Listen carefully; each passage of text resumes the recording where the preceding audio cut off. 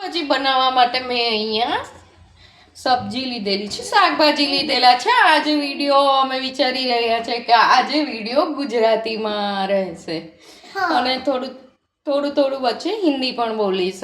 हिंदी वाले और गुजराती वाले दोनों को समझ में आए. तो અહીંયા મેં લીધેલા છે વટાણા, कोबीज, गाजर, दूधी, टोमेटो आपको ज़्यादा लेना हो तो ज़्यादा ले सकते हो, 2-3 भी ले सकते हो. मेरे पास अभी अवेलेबल नहीं था तो मैंने इतना ही डाला है. और मुझे खट्टा भी लगता है बहुत ज़्यादा, वो पसंद नहीं इसलिए इतना डाला.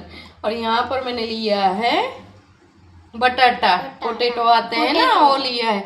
और यहाँ पर मैंने लिया है जो फ्लावर आता है ना, उसको मैंने गर्म पानी में डाला था इसलिए दूसरे बाउल में.